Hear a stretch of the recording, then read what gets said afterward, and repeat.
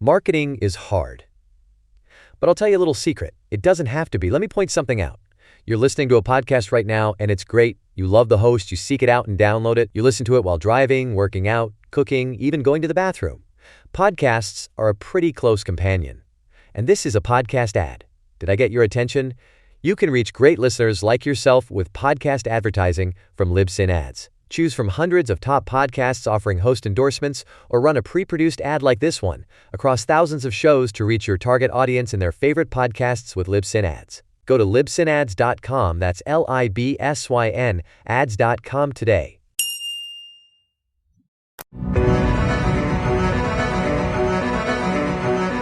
Dearest fantasy readers, welcome to the Dear Fantasy Reader podcast, where two best friends, Hannah and Karen, travel through the pages of our favorite romantasy novels.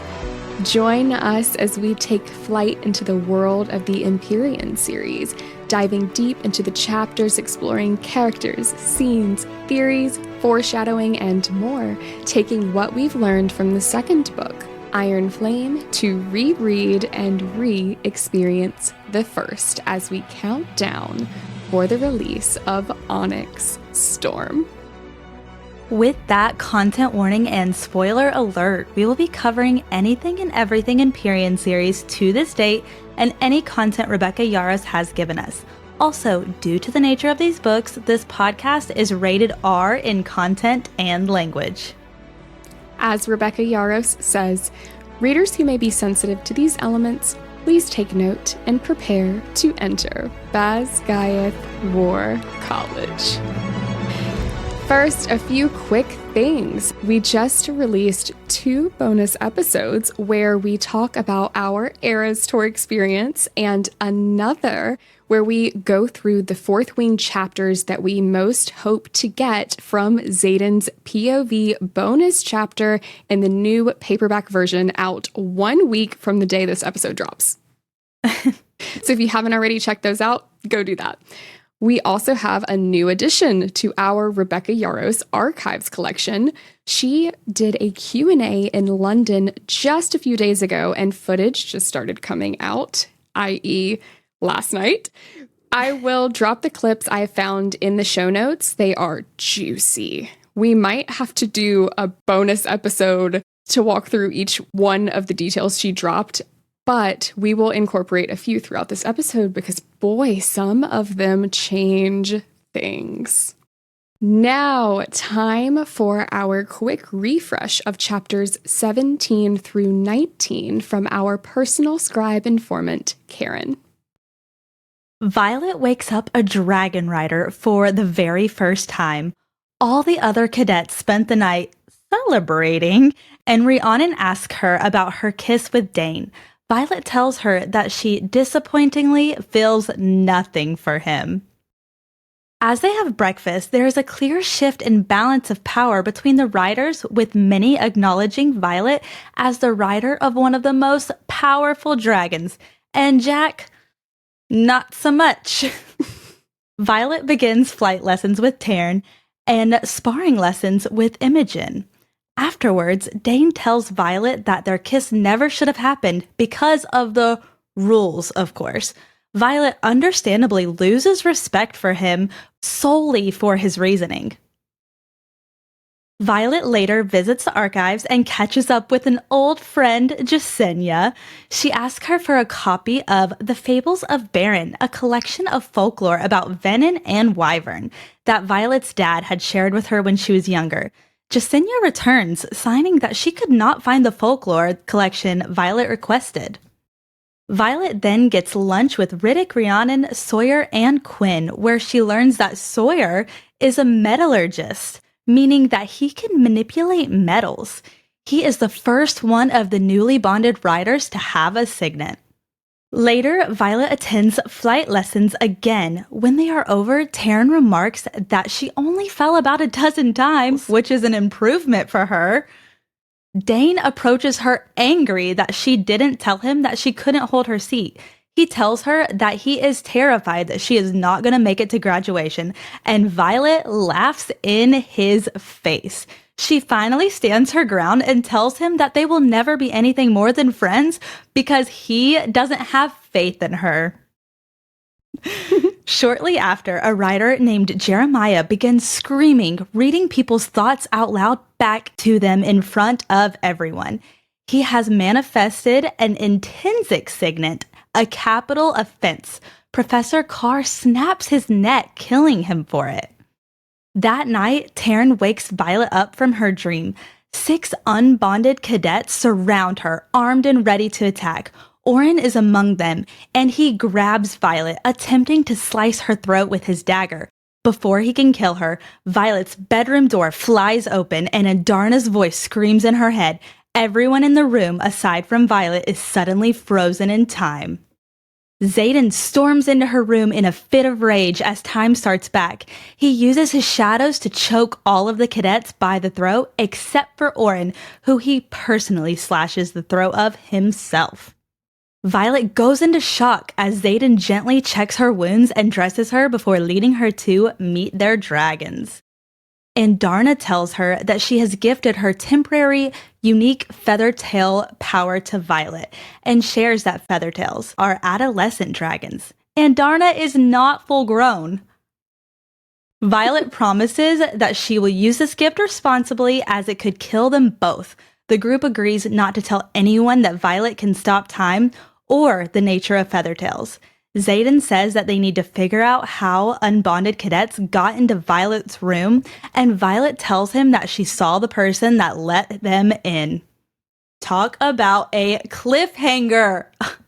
Drum roll, cadets, as we are officially entering into Basgiath War College. This is our analysis and discussion section of the plot points, sprinkling in a few moments of foreshadowing and light theories throughout, but mostly we'll be saving that for the foreshadowing and theories section, because boy, do we have a whole foreshadowing and theories section. Starting with Violet's first morning waking up as a dragon rider, we get these juicy details of the celebrating that basically all of the new riders partake in, seeing almost everyone coupled up overnight, including Sawyer and Rhee, Liam, and an unnamed first year. You know what? They deserve it. We love a good friends with benefits.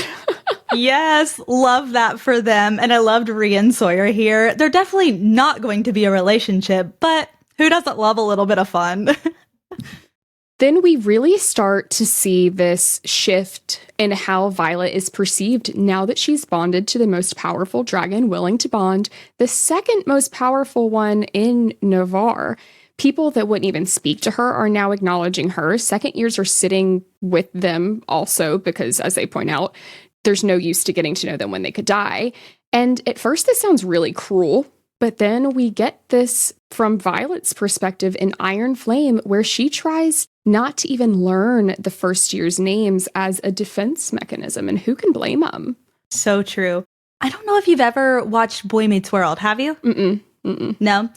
Okay, so the power dynamic shift kind of reminded me of an episode of Boy Meets World where the two main characters befriend the school bully, and he's like this really big guy and everyone's afraid of him, and then everyone in the school starts treating the two main characters differently. They're nicer to them, they're trying to do favors for them, they're moving out of their way at lunch, and they're like, oh, sorry, didn't mean to take your spot. And now Taryn's not a bully, but the switch of the power dynamic definitely reminded me of that episode because it was kind of a similar shift. And this power balance shift isn't just huge for Violet. Jack is being treated differently because he's bonded a less powerful dragon, which Violet points out is only going to encourage his ruthlessness more, as a feral dog bites harder when they are cornered, setting up for him being desperate enough to turn venom. It's definitely setting it up for him to turn venom and just showing his need for power. Violet says there's no satisfaction in watching Jack struggle because she knows he's going to come after her and others harder. Oh yeah, and especially her, because she has bonded the dragon he has his eyes set on. Now, at this point, Xaden hasn't assigned Violet a bodyguard, but he does have Imogen start training her. And I really like this because I think it shows that he did take Garrick's words and advice to heart about letting Violet try to protect herself before assigning Liam as her bodyguard. And the way he rationalizes this is by thinking of ways to prepare her so she can protect herself, which again is the difference between him and Dane, and doesn't assign Liam to her until after she's attacked. So he does give her that chance. It just doesn't take long to find that she needs more protection than she can manage herself. Yeah, that's a really good point, because after Xaden's POV chapter, I just kind of assumed that he had already made that decision and wasn't sure if he actually took Garrick's words to heart. But you're right, like we don't see Liam as her bodyguard until later on. Yeah, I did too. It really shows just how much you can forget even after multiple rereads, because I had thought the same thing. It actually ended up being better on Xaden's part than I had initially even thought. So similarly, when first reading, I thought the dragons had some sort of like all-knowing intuition about them. Like, how does Tairn know who Violet is before they bond? How does he know who she can trust? So now I realize that dragons are not all-knowing and can be very flawed, though, you know, there's exceptions with ones like Tairn, who's older and wiser and more cunning. It's not just that, though. I realized he knows Violet through Xaden's eyes because of Sigale. He knows she has strength of heart and cunningness because Xaden picked up on those things from her as he got to know her up until threshing. And of course, because she did defend Endarna in the clearing. We know this from presentation day that the dragons can't inherently sense the values and traits of humans, as they needed to talk amongst themselves to see how they interact with each other. And it's so special to me to connect that Tairn had such a positive perception of Violet before he saw it himself at threshing. And he seems to know that she can trust Imogen. Well, that's probably because of Xaden as well, and how she has been helping the revolution with him this whole time. I think I really saw them as all-knowing when I first read too. Up until Tairn talks about another dragon choosing poorly. Like, if they were all-knowing, none of them would choose poorly. Exactly. Yeah. And I had another thought, and I wonder if Tairn also had this positive view of Violet, not only because of Xaden, but could it also be because of Brennan? I didn't even think of that. Yeah, you're so right. And okay, processing. That actually, one, is even more endearing, because at that point, like, Tairn would have been hearing about her for years before Xaden ever bonded Sigale through his previous writer, Naolan, who Rebecca Yarros recently hinted at Naolan and Brennan being romantically involved. She doesn't directly say it, but I believe what she said was, no one is going to risk their life, like make that level of a sacrifice for someone they don't care very deeply about. And she said it just like that in like vague terms, but we can pick up on context clues and say they were lovers. So yeah, you're right. I didn't even think about Tairn's previous writer with that. I was kind of thinking of like how Xaden was working with Brennan, but oh my gosh, it goes even deeper than that. Oh, yeah, because we don't really know how long. But you're right. You're saying so recently. Yeah, no, this could go back years. Oh my gosh. That's wild. So Tairn would have likely at least, like, I don't know how deeply they discussed Brennan's family, but he at least would have known that she was projected to be the head of the scribes. Whoa. So that's anyways. Cool. That kind of just blew my mind a little bit, but me too. Y'all buckle up, because we are going to have so many of those moments in this episode. Let's take a moment though. I've never seen anyone peel an apple with a dagger. But this description of Xaden peeling an apple with a dagger before his gaze lifts to lock with Violet's was such a vivid and attractive moment. So much that I was distracted, I only just now caught that her whole head tingles. It doesn't say scalp here, so I didn't pick up on this being a scalp prickle moment, but he is definitely using his intrinsic signet here. And, we do usually save that discussion for later, but whoa. I loved it. And I actually made a comment in my notes because I had only remembered the moments of scalp prickling when she wasn't paying attention. And we kind of talked about that. But here she's already looking at him. And I think that he had to have been checking her intent to train with Imogen. That's one idea. We'll come back to it. And then when she feels her head tingle in this scene, she thinks, gods, is there any part of my body that doesn't physically react to the sight of him? And that is super interesting that she just thinks that the scalp prickling sensation is basically just like a hormonal reaction to him and not even realizing that he's reading her. Yeah, and I mean, that's where, one, Rebecca distracted us with some really well-written, sensual text there. And also, that's how she covered up these right in your face, so obvious moments where there was something more that was a secret. And she was covering that up through this. But yeah, you're right. Violet herself definitely chalks it up. And I came back and added this game-changing bit of info from Rebecca Yarros' London Q&A that I mentioned earlier. That literally, y'all, it was just last night that I saw these videos and added it today. When she was asked if Xaden could hear all of the filthy things Violet was thinking about him through Fourth Wing with his intrinsic signet, she said yes.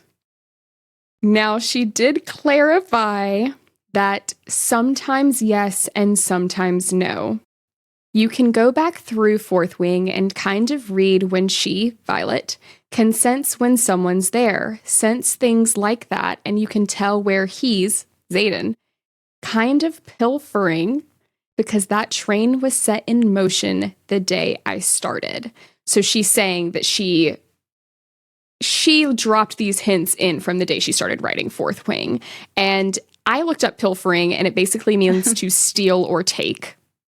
So he is intentionally entering into her mind and taking thoughts, just picking up on context clues to learn more about his signet. So Rebecca is referring here to the times that Violet feels her scalp prickling. So this is confirmation that he heard the line you just said about her body physically reacting to him. Oh my gosh. And so he knows just how down bad she is for him already. That's what this is telling me, which also confirms he is hearing more than intentions. But we will come back to that part later. I'm obsessed with this information from Rebecca Yarros, but I just have to say I would also be so mortified if someone heard all of these thoughts that I had about them. I would just be like, yeah. Oh, that's really embarrassing. And I think that's part of why Violet feels violated in Iron Flame. Like, I was like, oh, that's so cool. But she, rightfully so, is very taken aback by this. And yeah, you think those moments are private. And yes, she shares those with him at times. But she wasn't consenting to sharing those thoughts with him. And that is a violation. Was why we got mad at Dane. That's true. I will say that's not why I disliked Dane for him doing that, especially knowing it was an accident. But I do acknowledge that they did the same thing here. Yeah. It makes sense that he isn't only reading intentions too, because he responds directly to her thoughts at some points. and not her intentions. Mm-hmm. And I also like that Rebecca Yarros clarifies his signet a little bit more here, because he's not like Jeremiah, because he's not reading everything all at once. And it seems that he's able to pick and choose what he's reading, like we said, similar to Dane, but without touch. Yeah, it seems like he intentionally goes looking for it. Or, as we find out in Iron Flame, he says it becomes really easy for Violet to send him her thoughts through their bond. So that's where it gets tricky. Like, yeah, he can't really help what he is sent, you know, True. until he learns to control his signet more, which hopefully will come with time. We'll see. I wonder how his signet is going to change now after the end of Iron Flame. You just want me to go down a rabbit hole, don't you? Because I think he's going to go, to put it very simply, to like save some time, I think he's going to go full-blown Intensic. We'll get to this later, but I already believe he is. He just doesn't know it. Once he understands it more, I think... Yeah. Ooh. Yeah. Now on to flight lessons. We get to ride dragons and apparently fall off of them continuously as well. So Violet gets really frustrated with Taryn here for doing harder maneuvers than Professor Kaori is teaching them, even on day 1. And she's confused on why he's making it harder when she already struggles to keep her seat. Dane even says, it's not like there's any aerial threat out there besides griffins, and we know one breath of fire means those birds are goners. Well, we now know that that's not the case. They are not the only aerial threat out there, that Venin are. And Tarn is fully aware of this. So he is prepping her here for that level of battle, which is interesting that Navarre is not. It's such a good moment of foreshadowing that you fully miss on a first read, because now we know they're so much worse than griffins, with the Venin and the wyverns being out there.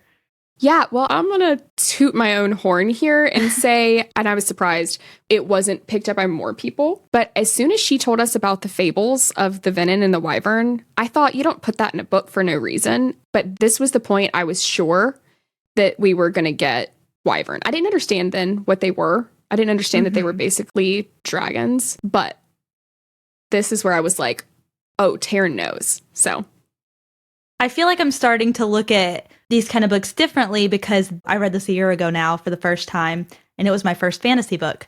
So I was not fully aware of how much foreshadowing goes into a series like this. Oh, yeah, which I think you all can tell at this point. That's one of my favorite things about reading. There's this thing that my English teacher told me in high school that has literally lived with me. When you're reading a book, if a shotgun is mentioned to be in a kitchen in chapter 1, that shotgun better go off eventually in another chapter.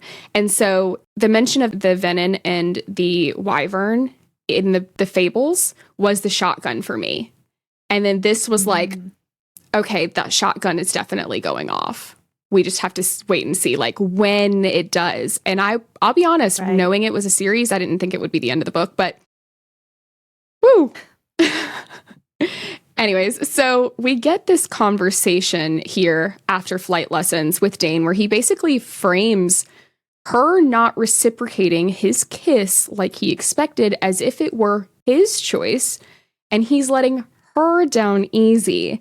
But I noticed something here that explains a lot. Right before Dane brings up the night before, he, quote, palms her face gently and his gaze drops to her lips for a heartbeat before he steps back. Then he brings up the night before.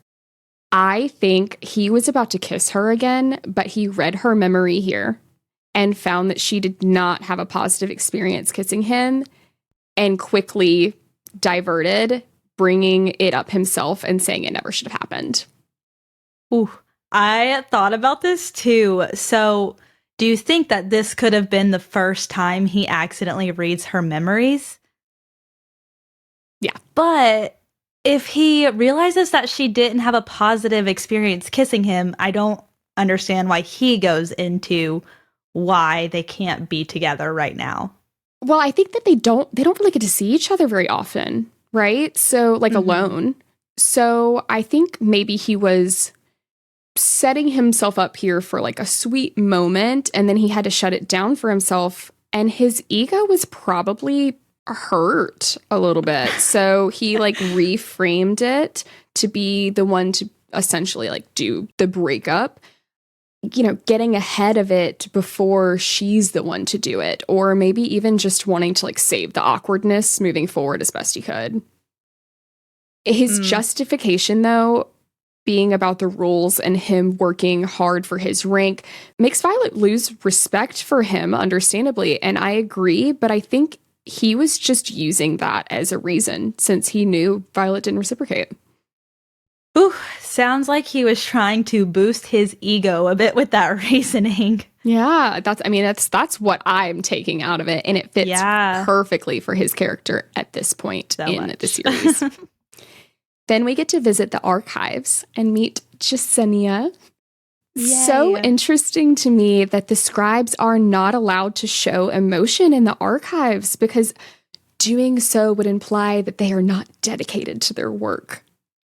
It's so interesting, and also interesting to think of Violet in that role because she really wears her heart on her sleeve. So I cannot imagine her being stone-faced and never showing emotion. And this definitely makes sense why she has the heart of a writer. That's a really good point. Violet is very expressive. So we don't really see a ton of that scribe training in that way from her. And I'm actually really glad that it doesn't limit her ability to bond and connect with her friends. Right. One of the best things about her is how much she cares. And for her to have to mask that would be a disservice to her best traits. This is where we find out that Navarre is doing something suspicious and censoring their books when Jasenia can't find their copy of the Book of Fables of the Baron that talk about the Venin and the Wyvern. This whole scene in the archives is crucial for Violet's story in so many ways, to the point where she's looking around for her dad in all of the scribe cloaks. She's thinking about missing her first home, but also that the writer's quadrant has become the right home. Ugh. Tug at the heartstrings. Yeah, and I think those two main points really tie in well together, that her first home is actually quite false. Yeah. And why it wrecks her so much at the end of the book to find that out.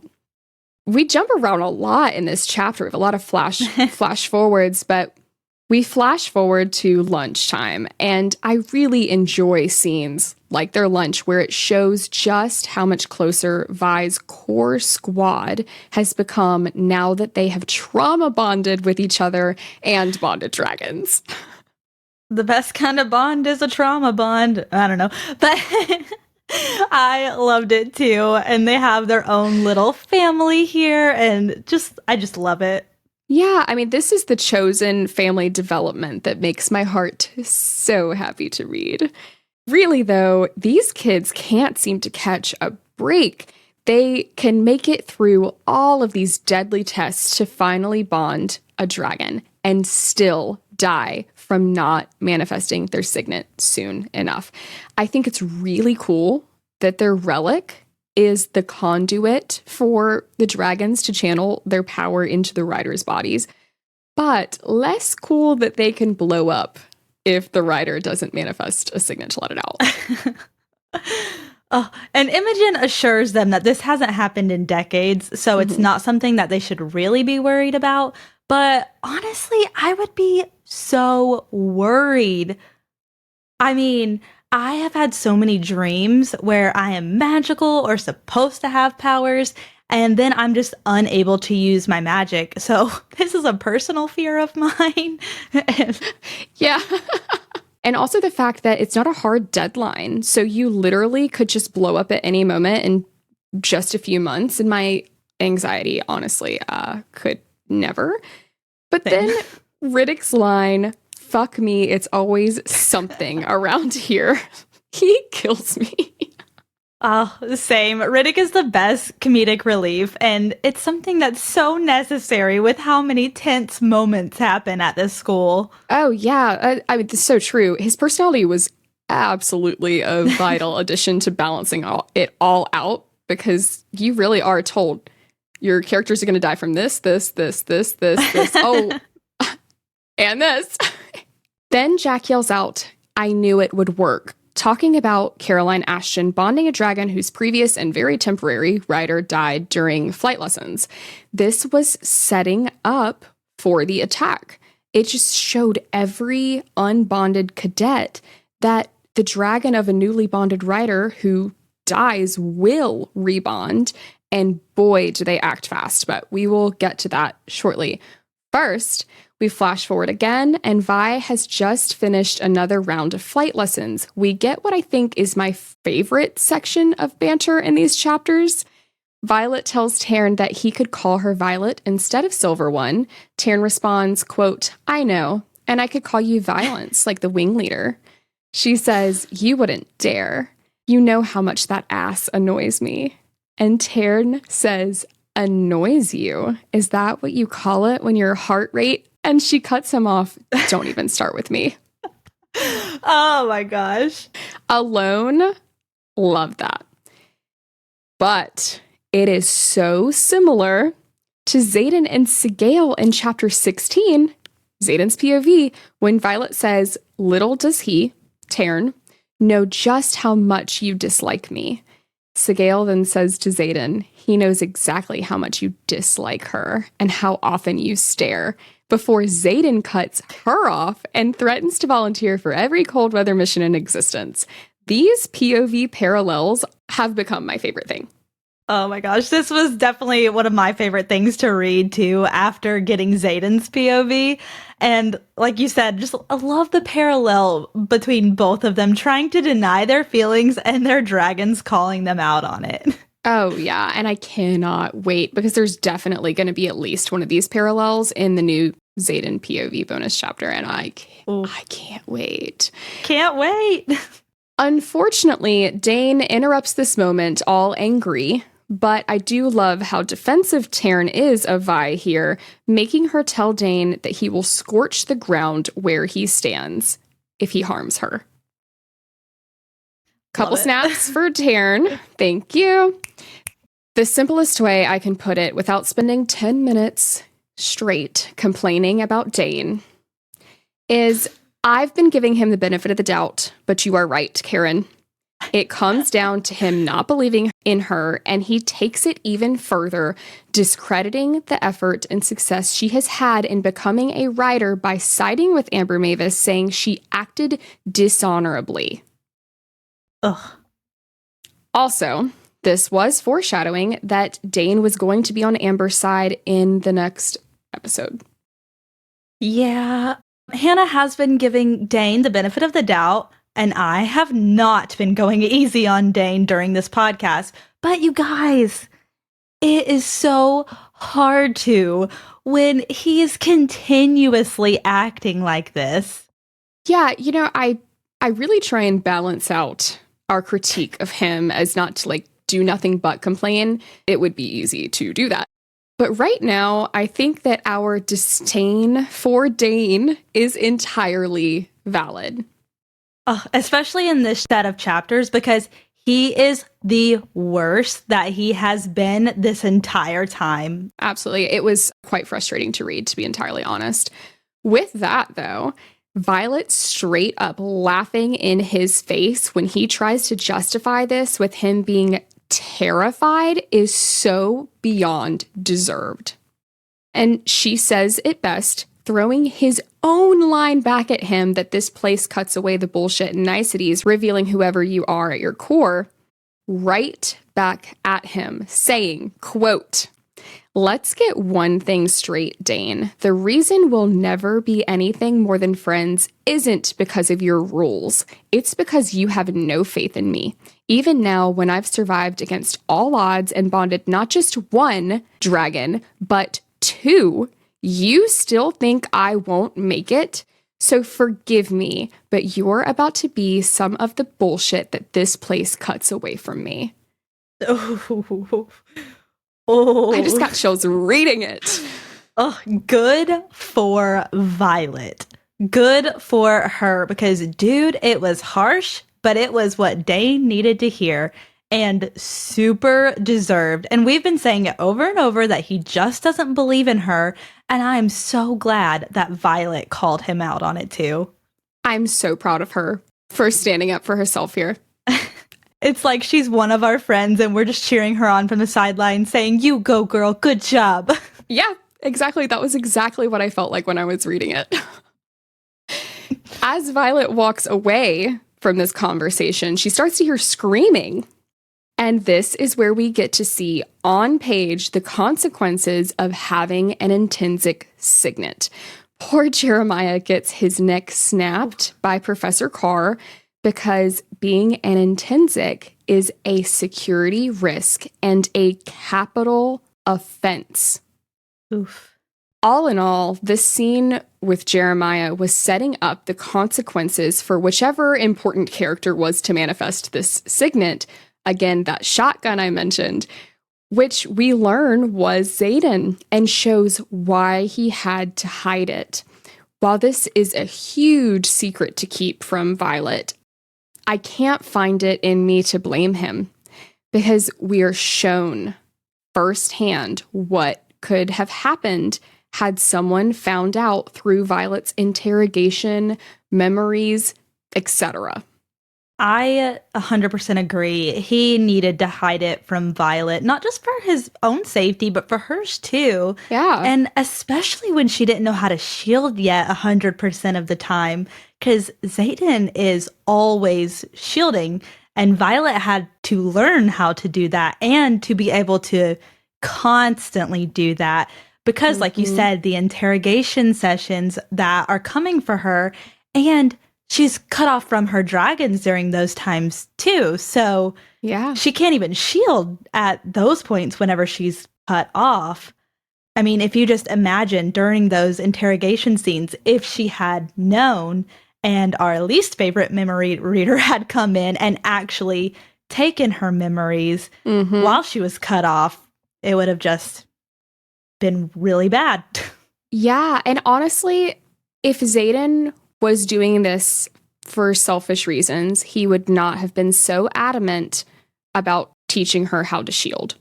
And yes, Violet would have been at risk as well as Xaden, but say Xaden was executed for this, if they'd been found out, he is holding the responsibility of all 107 marked ones quite literally on his back. And not just getting them through the writer's quadrant, which he wouldn't be there to help them with. He also is a leader of sorts of the revolution, which is going to affect so many people's lives. So he knows all of that at this point. You can't convince me that he should have told her sooner. I think maybe a little sooner in Iron Flame, but not at all in Fourth Wing. I don't blame him at all. But we'll get to that when we get to our Iron Flame deep dive. We jump forward again. So many flash forwards to a dream that Violet is suddenly woken up from by Tarn in imminent danger. And this scene is wild. It gave me such anxiety because I, like Violet, thought this was the one place that she was safe. But the unbonded were emboldened by Caroline bonding Glade, and 6 of them attacked her trying to bond Tarn. One of them yelling, "He'll only respect us if we finish her." As if. It's wild that they truly think that as well, because he definitely would not respect them or bond to any of them, especially Orin, since he wanted Violet to finish the job and kill him at threshing. Agreed. But they're power hungry, that they're not thinking rationally. There is quite literally no way out of this situation for Violet. And while she fights back, she still intentionally avoids killing them. Every blow, every stab, it's all in places that wouldn't kill them. If there ever was a time. I love how much Violet values the life of other people, even when they don't deserve it. But girl, get it together. Like, you have to live. Then Andarna screams, "Mine," and freaking stops time. What? I love our little golden dragon. Rebecca Yarros is so good at painting a picture when she writes these scenes, because I could just see them all stopping, frozen, and her just kind of like moving with her words. Like, it was described so well. I could also picture, especially when time starts moving and they're going in slow motion at times. I have to admit, though, I am sad that this is a temporary power of hers, but I do get it. That could get, she could be overpowered very easily with the power like that. This gives Vi just enough time to get out from under the knife before Xaden enters the room saying, "You're all fucking dead." And then straight up kills all of them within minutes. Snaps for Xaden here. What? I know a lot of people find this like bad boy shadow daddy part really hot, and I'm not saying that I don't, but the part that got me was how he treated her after. I definitely found the shadow daddy part hot. Yeah. But agree with you. He was so gentle with her after, and it's just not something you really expected at this point. Loved it. Yeah, I mean, I think knowing his rage was for her and what they were trying to do to her and not selfishly or just like him being on a killing spree is where it's hot for me, which we learn in how he treats her almost immediately, specifically with him saying he wished he had made them suffer longer after seeing the marks on her neck. This shows that his rage and reaction was not about his own life being at risk by them killing her. It was because he cares about her deeply already at this point. And while he nor Violet are ready to acknowledge it and admit it to themselves, he shows it.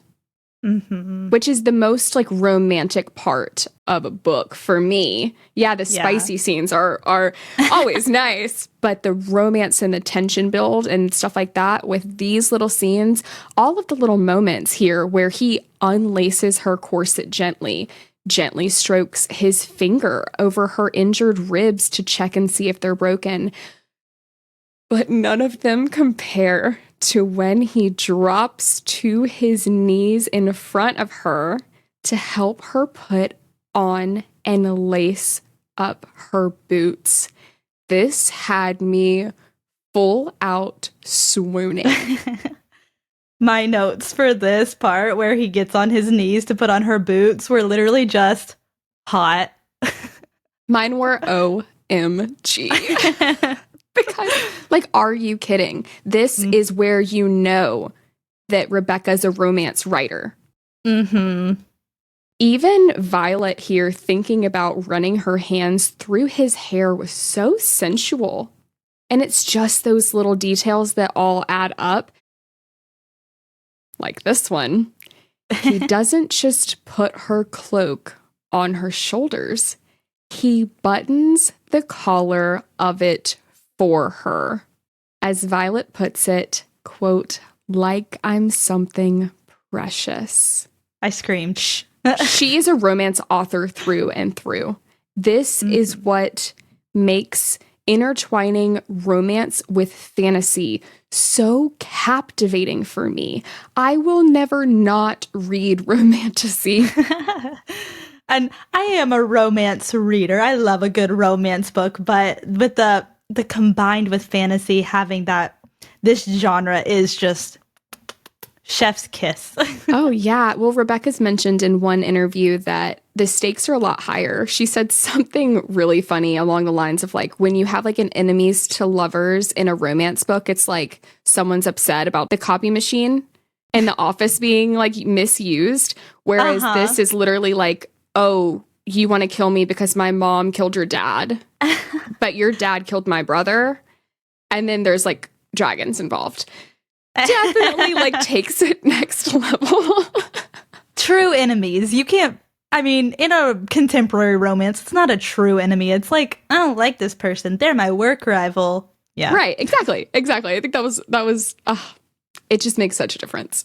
Mm-hmm. So Violet even says, but in my defense and in a sick, twisted way, his rescue was pretty damned hot. So she acknowledges that here, but somehow still can't see how all of the moments that followed the rescue set up for him being into her. I'll cut her a little slack here, though. She was in actual shock. She's still so unsure about what his intentions are. She knows that he no longer wants to kill her, but thinks that it's only because their lives are tied together. Like, girly, he's not being selfish. He just likes you. Yeah, okay, say he just comes in, kills all of them, looks at her and was like, get your shit together, and then walks out. Okay, I could see that. But the care he took, nope. Sorry, girlie, you were blind here. You just couldn't see it. It's fine. I would probably be blind to it too, to be really honest. I would have my sights set on this man. Any little thing, I'd be like, oh my God. Let's do this. Yeah, let's do this. So Xaden takes Violet to meet the dragon trio, and Andarna runs over, putting her nose to Violet's ribs, and Violet feels Andarna's anxiety as if it were her own. And I just love the layers to the dragon bond, where the writers can actually feel what their dragons do. And this is a really cool way, I think, for Rebecca Yarros to set us up for what she feels from Taryn in the coming chapters. I cannot stop picturing Andarna as my dog Lady, my little Cocker Spaniel dachshund mix, and she's kind of golden like Andarna is too. She has very, very much so puppy dog eyes, which I picture for Andarna. Oh, yeah. Yes, 100%. And the paws and everything. I just love the bond between the two of them so much. And yeah, we'll definitely see how Violet feels Taryn's emotions very soon. Very, very soon. Can't wait. And we find out here that Xaden, Vi, Sigale, and Taryn are all able to communicate telepathically, and that Andarna is not full grown because all Feathertails are adolescents. On my first read, I was super surprised to find this out. It totally went over my head. And Andarna tells Violet that dragons shouldn't bond until they are full grown because they can accidentally gift their powers to humans, and if humans knew this, they might hunt her to steal her gifts.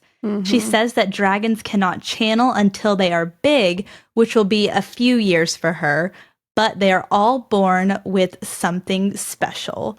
Which, importantly, is different from a signet because a signet is a combination of the dragon's power with the human's ability to channel, which reflects who a human is at the core of their being. In essence, Andarna gave her Feathertail gift directly to Violet to save her. Yes, and this is where it clicked for me. Remember when Andarna said to Violet after threshing that maybe I was saving you?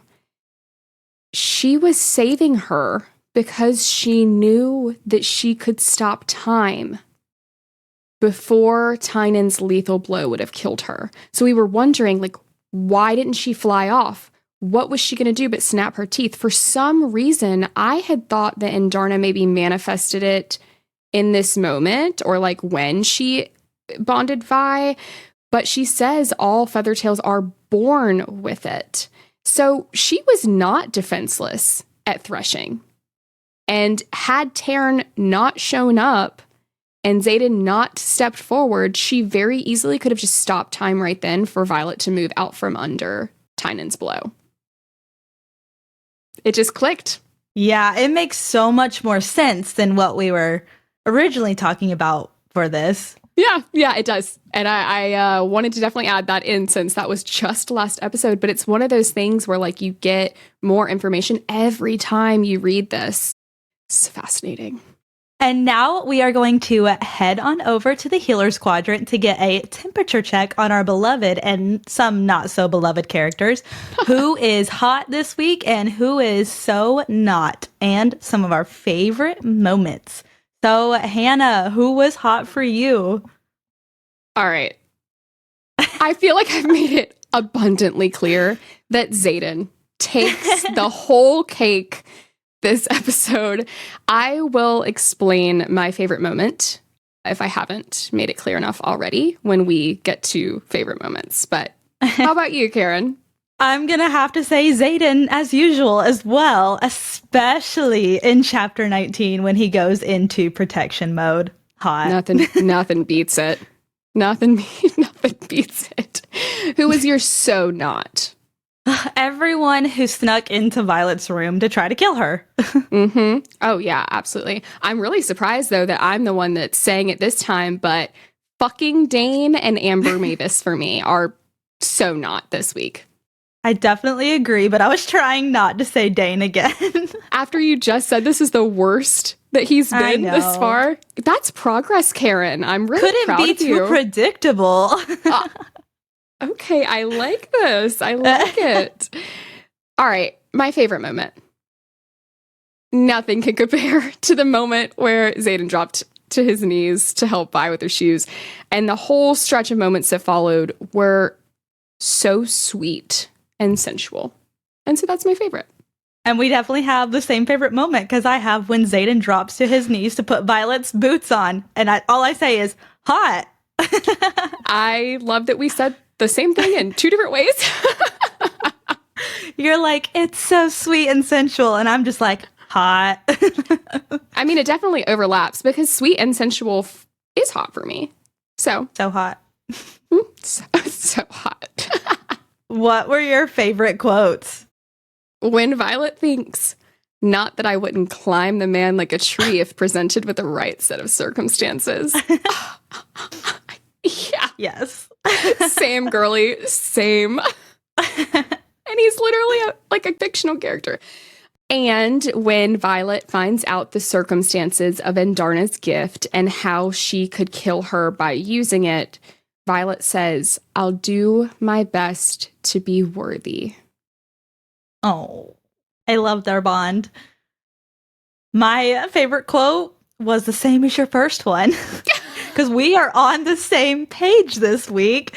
Mine was in chapter 19. Violet thinks, not that we're a couple, not that I wouldn't climb the man like a tree.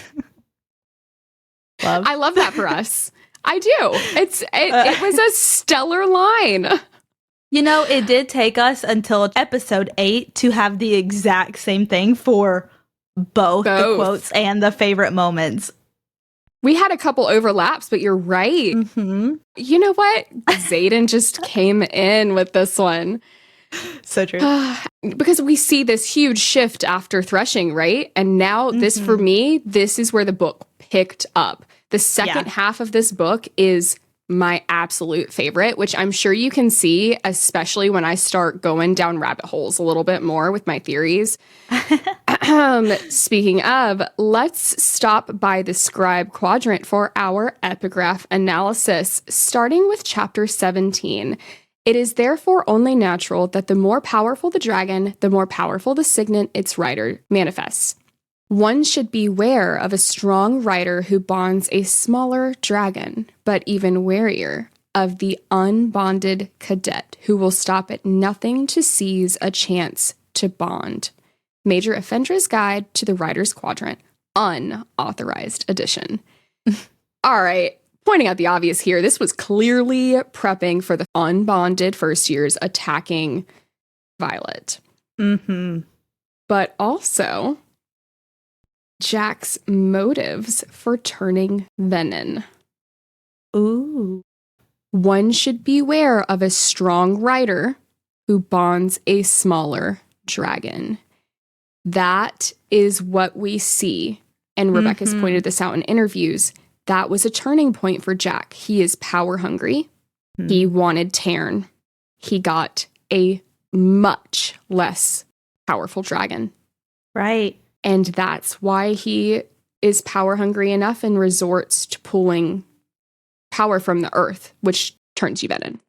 And they even say out of the oranges, Jack's dragon is one of the smaller of that type of dragon too, not just smaller than Tairn, who is the biggest and one of the strongest. I didn't catch that. His orange was smaller than the average orange. His ego couldn't handle that. No. Which goes back to me saying in our last episode, I really think he was scared that he was going to bond Andarna and get the small dragon. To me, that's canon. I think it's called headcanon or something like that. I fully believe that. It fits so perfectly with the circumstances and makes so much more sense than him just going out of his way. Because he's power hungry. Why is he not focused on going and bonding to get power faster? Right. Oh my gosh. Okay. Great point. Chapter 18's epigraph is, "There is nothing more sacred than the archives. Even temples can be rebuilt, but books cannot be rewritten. Colonel Daxton's Guide to Excelling in the Scribe Quadrant." Now, this is a really interesting epigraph for a scribe like me. Again, it shows that the scribes do hold the real power in the world, which is what Violet's dad says to her in her dream in this chapter. Yeah, and it also shows that if Navarre has burned past history or manipulated it, it's just gone. That history is lost as if it never happened, which leads us to our next epigraph. All right, just prefacing that I fell down a rabbit hole of history with this epigraph. So I hope you are ready for a history lesson. I'm so stoked about this. Chapter 19. In response to the Great War, dragons claimed the western lands and griffins the central ones, abandoning the barons and the memory of General Daramore, who nearly destroyed the continent with his army.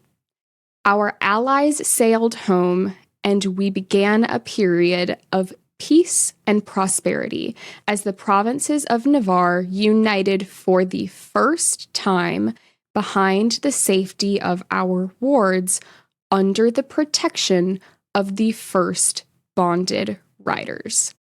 Navarre, an unedited history by Colonel Lewis Markham. Wait a second, that's Professor Markham. Yeah, that's why I made that face. Wait, I did not put that in my notes. I fell so deeply down this way in the rabbit hole that I wasn't even looking at who... Okay. I didn't realize until you said Markham out loud. I'm going to walk you guys through my understanding of this. It's a lot. And then we're going to talk about what is a big deal about Markham writing this. Okay. So this is the first and only mention of the Great War in Fourth Wing at all. I did a word search, which is how I pieced together some of the puzzle pieces, which is the war right before and led to the unification of Navarre, which is what they call the founding of their country, over 600 years ago from the point we are in the book. Here is what we know. We find out in Iron Flame that over 600 years ago, this General Daramore ruined the lands of the barons during the Great War. Because he ruined it, the dragons abandoned the land. So they were there. The dragons were in the barons and relocated to the western lands, choosing the location of the Vale behind Basgiath. The dragons then agreed to bond with 6 humans, or maybe 7. We haven't gotten clarification about that now that we know there's a 7th breed, also known as the First 6, who fought in the Great War, to raise the wards over Navarre with the dragons. When they did this, they left the rest of the world out, including the central lands that the Griffins claimed, only giving 1 year for people to move there. Also, the Barrens are where the Venin re-emerged at some point after unification, as it says in Iron Flame that something killed them off during the Great War. And we will talk about this more in episode 9. Interestingly, we also find out in Iron Flame that the unabridged history of the first 6 tome paints this General Daramore as the enemy and the allies as the Isle Kingdoms, which are not even mentioned in Fourth Wing at all. So we will go into this more in a history lesson bonus episode or wait for our Iron Flame deep dive. But that is the context that this epigraph is talking about, pieced together with more information from the rest of the series so far. I'm going to be honest with you guys. When I had first did my rereads, and even this one, I did not understand the history. It goes right over my head every time she mentions it, and this made it make sense. Clearly, we're still getting more as we go, but this is huge, and we're going to talk more about like what it means in the next episode. But the fact that this is an unedited history by Colonel Lewis Markham, so that's in the past, he knows this. Oh my gosh. I need to time to think a little bit more on that. Is more so going to affect what we talk about in the next episode, I think. So moving on from that history lesson, I hope it made sense. If you have any questions, again, we have a Discord. Like, let's go over there and tease this out a little bit.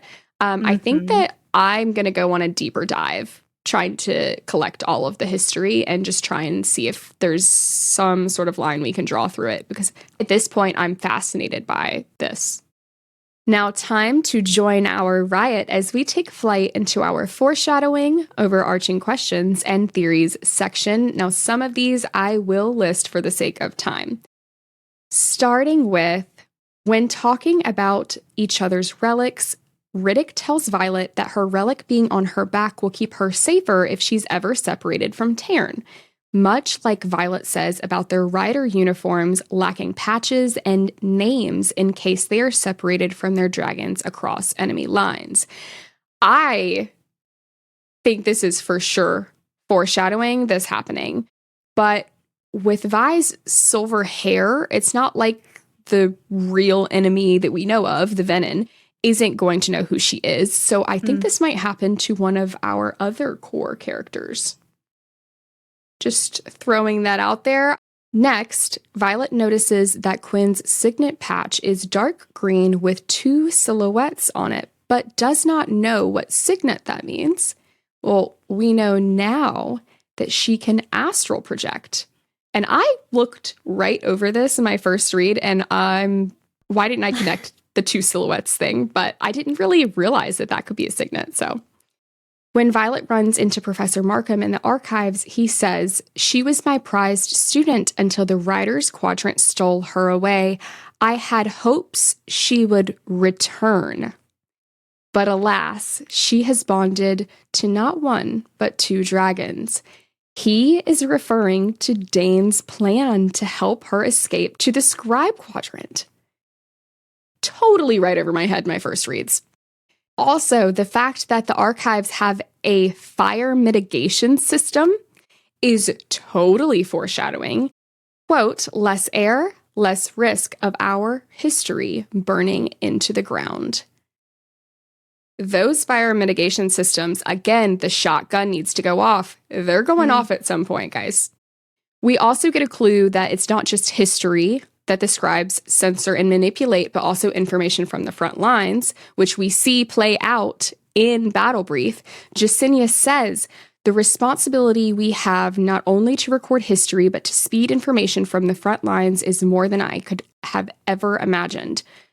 So this was foreshadowing. What we will come to learn is Markham censoring information from Battle Brief in the next episode. When trying to hide her thoughts from Jeremiah with bookish shit, Vi recites, quote, "Many Navarian defense posts exist beyond the safety of our wards. Such posts are considered to be in a zone of imminent danger and should only be staffed by military personnel and never the civilians who usually accompany them." This was absolutely setting up for Athbin and how it's considered imminent danger outside of the wards because that's where Venin can channel. And then they're sent there. Yeah. For those of you who are not watching on YouTube, my face just went shook. Blank. Yeah.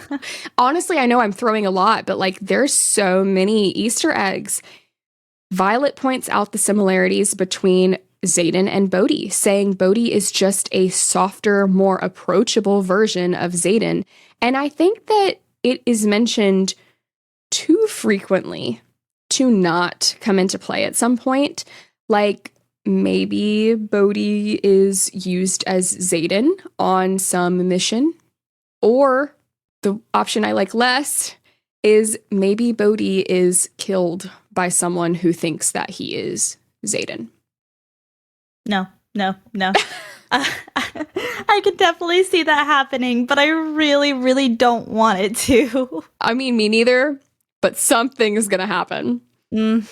Violet notes that Garrick and Bodhi come into her room after the attack fully dressed in the middle of the night, and I didn't put this together on my own. I actually connected it when reading the fan fiction I talk about all the time by Bell_BB of Xaden's point of view, but they were about to go on a mission to smuggle daggers when this happened. Xaden tells her it was third-year business, but if they were sent on a mission to an outpost, he would not have been able to stop what he was doing and not go on the mission, and he wouldn't have been at Bisgaiath the next day to accuse Amber. So it must have been a smuggle run, which also answers our question about when they fit going on these missions to do these smuggle runs in. I guess they just don't sleep. And then I thought about how long the flights are supposed to be and how it doesn't seem realistic for them to get there and back in one night. And then I had an epiphany last night and I text Karen at like 3 a.m. What if Garrick's signet is distance wielding, and that's how they get to and from missions within a single night? Now, this came to me as I was thinking about this part in this set of chapters and several Rebecca Yarros interviews that she's done recently. When she was asked what signet she would have, she said something along the lines of, "It's one you haven't seen yet, called distance wielding." All right. And in another, she was asked which character she would want to be stranded on an island with, and she said Garrick, and you don't even know why. And she also said that we will find out what his signet is in Onyx Storm and that she loves it. This is part of the reason we started this podcast, because I get several middle of the night theory texts from Hannah, and I love it. I think it would make so much sense for this to be his signet, and I'm wondering why we haven't seen it yet. Like, why is it a secret from us right now? And if this is his signet, do you think that this is how they got Violet to Brennan in time during the War Games? Oh, I hadn't thought of that. That's a really good point. So I know that Athbin is right next to Orisha, but you're right. We should keep an eye out as we get through the rest of the book for any other instances where he could be using it. If this is it, that would like clue us in and confirm. But also specifically, I don't know if it's mentioned how long it took them, because she blacks out. So she doesn't really know how long it took them to get to Orisha. And I'm going to be honest with you. sometimes we get told like flight times to and from places. So like maybe we should start paying attention to that. And see if there's any that like don't add up. But also I wouldn't blame Rebecca if some of it didn't add up, because that would be a lot to keep track of. 100%. And my thinking for that, even if it was close by, any extra time could have saved Violet's life. That's very true. That's very true. Also, just watch his signet be something like the ability to make food appear out of nowhere or something like that. And that's why Rebecca Yarros would want to be stranded with him on an island. Honestly, it has to be something that either can help you survive, because like Dane's memory reading ability is not going to do shit on a stranded island. But you know what? I know there's a theory that Violet is a distance wielder. But if that was the case, then she would have just said Violet. True. And I think most importantly, the fact that she said that her signet would be distance wielding, and then goes on to say that we find out about Garrick's and she loves it, tells me that that's his signet. Yeah. Like, I think I'm like 99% certain on this. Or she's like me and just has a crush on Garrick and wants to be stranded with him on an island. You know, it could be I would want to be stranded with Xaden and his signets. Well, I mean, yeah, shadows aren't doing anything, and neither is his mind reading, so. But if I gotta be stranded, I mean, I may as well have fun. And finally, when Xaden says, "Promise me you won't tell anyone about the time stopping. It's not just for your safety. Rare abilities, when kept secret, are the most valuable form of currency we possess." This should have smacked us right in the face. We should have known in that moment. We should have at least guessed that he had some kind of rare ability. Or at least that he knew of one that someone has. But then he says, when kept secret. So it's like, I know we both read straight into Iron Flame, but it's these kind of things that we should be paying attention to throughout the rest of this book and the next one for what could come in Onyx Storm. And that leads us perfectly into our questions and analysis portion. So let's talk about Xaden's signet. We do have an addendum that we've mentioned briefly already to last week's discussion. I was second guessing myself about why I was so confident that the scalp prickles are in fact Xaden using his intrinsic signet, and I found out where it was confirmed. So both in an interview with Variety, which we'll link in the show notes for you to read, and also in the London Q&A we mentioned before, Rebecca confirmed it, but also told us he can in fact hear her thoughts. She touched on this in the Variety interview as well, saying, quote, "So how does he know exactly what he is? How does he know if that's full intrinsic signet and not just a partial one? How does he know what it is? He has no clue. They have no intrinsics alive, so he has no idea what he is. Is it intentions? Is it words? Is it thoughts? He has no clue. All he knows is he has to hide it or they're going to kill him." Oof. At this point, we can confidently say Xaden is a full intrinsic. He just doesn't know it yet. And, I mean, if you think about how signets evolve over time, maybe it started out as intentions, and he just wasn't certain as it moves, because he says that he sees the intentions as pictures, like mental pictures, which we should keep in mind for the mental pictures he must be getting when Violet is sending him her thoughts. Just saying. So we counted 3 moments in this set of chapters where Violet's head tickles, scalp prickles, something. Importantly, this is the first chapter sections where we get these scalp prickles after Xaden and Violet are bonded.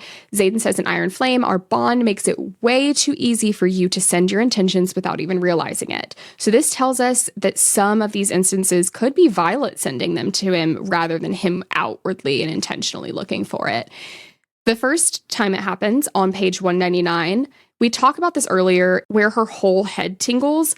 It could actually be the first time this happens where Violet is sending it to him, because Violet was already looking at him, focused on him and how beautiful he is when he locks eyes with her and her head tingles. So that isn't him seeking her out first. And she's thinking of very interesting things here. Again, back to those mental pictures. The next time, page 213, I feel a tingle in my scalp and know if I turn, I'll find Xaden watching us. To your point here, Karen, last time we talked about how it always seems like it's before she notices him, and Violet seems to have picked up on this too. Actually, going back to what you said, I love what you said about Violet. It's Violet sending her intentions and that she's actually able to do that, because I had never thought of that. And I think that's actually could be what was happening there. And I also love how whenever she feels him but hasn't turned around to look at him or anything, she just gives him the finger because she knows he's looking at her. It was actually such a cute little moment. And then on page 225, we get our first moment where he uses it on more than intentions. When talking to Vi after her attack, she thinks, I'm alive, I'm alive, I'm alive. I repeat in my head as Xaden wipes the blood from my dagger. And Xaden responds, yes, you're alive. So after Rebecca Yarros confirmed this for us, we can say this is the first time we know he read her thoughts and responded to them. I am confused, though, on how he didn't realize that he did this, that he responded to her thoughts directly, not intentions here. She's not like intending to stay alive and he says, yes, you're alive. That doesn't make any sense. But because I had chalked it up to him just thinking she said it out loud and like not noticing. But Violet specifically says out loud, I didn't realize I said that out loud. Girly, you didn't. I really don't have any idea how he didn't catch himself accidentally responding to her thoughts. But then I thought maybe he did and just kind of downplayed her reaction to it, just saying it's the shock. Maybe kind of gaslighting her into thinking that, oh, you did say it out loud. You just didn't think you did because you were shocked. Yeah, well, maybe he did notice it, but that wouldn't explain why he still thinks a book later that he can only read intentions.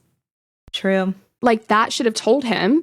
And you'd think, moving forward, he'd be more careful and not do that again, but we know he does. So I'm almost like, it makes more sense if he didn't realize it, even though that doesn't make sense. I don't know. Yeah, maybe he thinks that she actually did say it out loud. Maybe he's being truthful there and he thinks that she said it out loud but didn't know she did because of the shock. Yeah, that's true.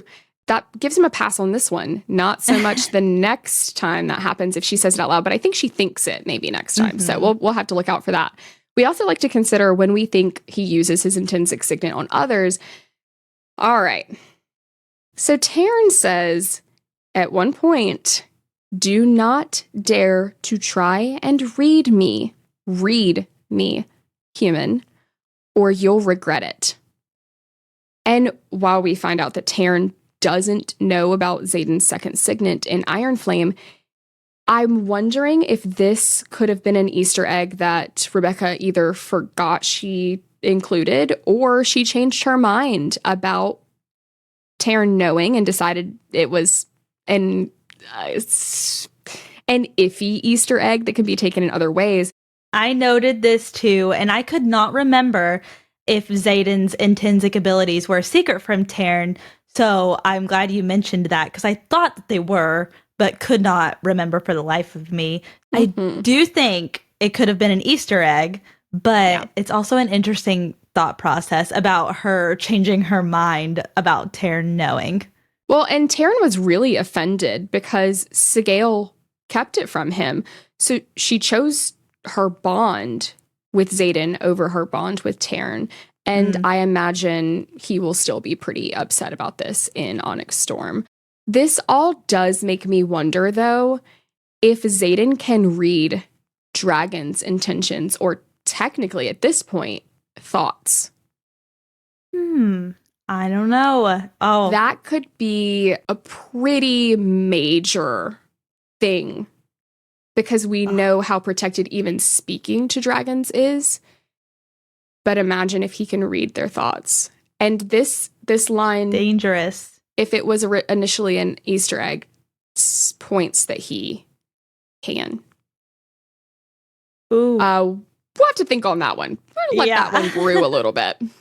So there was only one moment where we found that Dane touches Violet on her face on page 203, but we talked about that earlier. Yep. So on to our theories section using our signets of foresight. We're going to talk about a couple of our predictions building off of the prophecy theory that we talked about last episode. I found several moments that I think support the prophecy theory. I think at this point I'm convinced. All right. First, Violet has the memory dream about her dad where he says her path is scribe, not writer. This was when she was young, before Mira became a writer, because Violet says, but what if I want to be a writer like Brennan and Mom? What if Violet's dad somehow found out about the prophecy sometime after this memory took place, and that is why he started researching Feathertails? Whoa! That is a super interesting theory. Violet's dad had to have been so much more involved than we realized, good or bad. Well, and that might be why Rebecca's been so stingy about giving us any of his research. Because we're 2 books in, it's been mentioned how many times, and Violet still hasn't went to go find it. It's got to be like groundbreaking information. Ooh. Also, when Andarna screamed mine and gave Violet her power, the word choice here of mine stood out to me on my first read as odd, like no, or something else that makes more sense to me than mine. Though I sort of understand the sentiment, I think this fits with the idea that Violet was prophesized to be hers. She said, I knew you would be mine. That keeps coming up. It's so... I don't, am I convincing myself, guys? Like, am I just down this rabbit hole? Or is this actually fitting together? Like, I feel like these are puzzle pieces that fit. Yeah. Anyways, most of all, though, when Violet is visiting the archives and Darna checks in on her because Vi is sad and says, quote, it's hard to love a second home as much as the first. And Violet says, it's easy when the second home is the right one. Again, a huge moment of acknowledgement for Vi here, but knowing what we do about Andarna, not just that her parents died before she hatched, but that this happened 650 years ago, and she was conscious in her egg, so she knew her parents. And that was her first home. This fits with the prophecy theory because why would Andarna not hatch with her parents in the home she loved so much? Taryn is middle-aged at 100. They could have lived like 200 years while she was still an egg. And she chose every moment to stay in her egg instead of be with them. We see how bonded Taryn and Sigale are. That's not even a sacrifice I feel like her parents would have made. The only rational thing I can think of here is that she was prophesized to bond with a human that had a mind of a scribe and the heart of a writer. That would be the end of the Venin. Karen, are you convinced yet? Yeah, I'm 100%, 99%. Almost 100% convinced. And I made a note of this Andarna quote because it stuck out to me so much. And the way that Andarna says it didn't just sound like she was sympathizing with Violet. It's like she's speaking from experience. Exactly. So, yeah, I definitely think that there was a prophecy and Violet is the one fulfilling it. I'll say 99%, but I think at this point, like nothing else makes sense for me. Right. Not like this does. So that is all for that theory. Jumping over to a new one that I came across this week. We talked about the line in chapter 15, page 172, last episode, where Taryn says, I know exactly who and what you are, Violet Sorrengail, and how the what has prompted lots of speculation. I came across a theory by disaster_prone on TikTok that has blown my mind. So we know Violet's mom was sick when she was pregnant with her. And many of us think there is some connection here to her silver hair.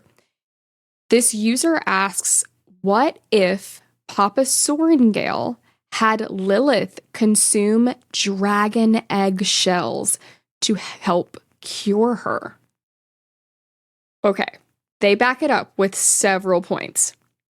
Xaden tells us that dragon magic lingers in dragon shells long after the dragons hatch. Taryn calls Violet Silver One. He says, I know exactly who and what you are. Violet communicates with multiple dragons throughout both books, something that humans are not supposed to do with dragons they aren't bonded to. But she does freely with no consequences and is even respected by the dragons that she does it with.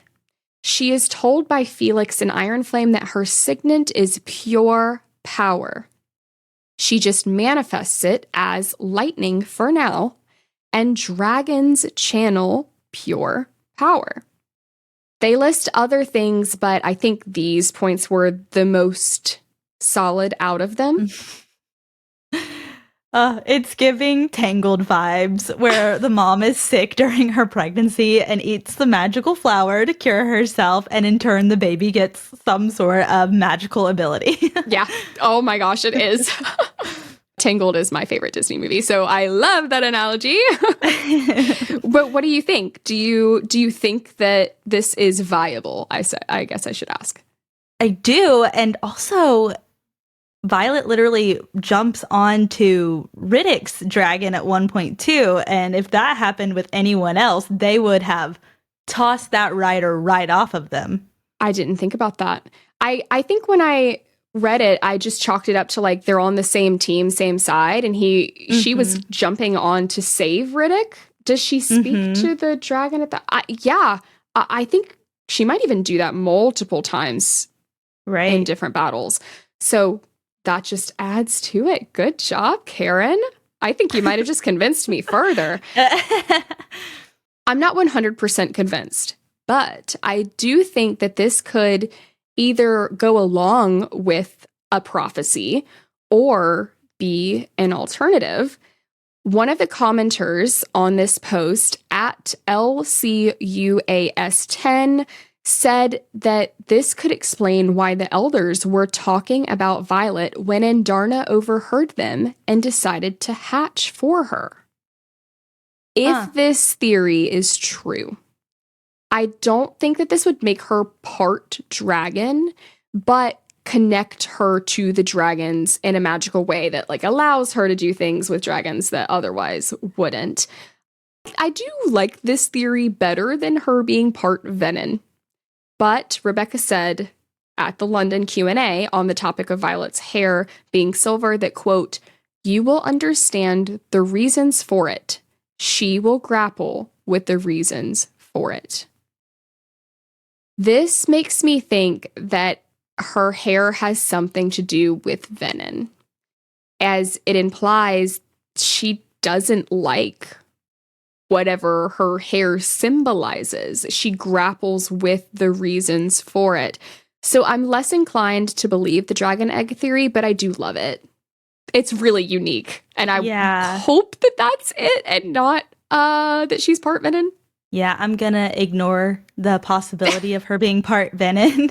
But I do agree with the dragon shell theory. I don't think it makes her part dragon. But I do like this theory because it just makes the bond between Andarna and Violet that much more special. It does. I have always kind of seen them as cut from the same cloth.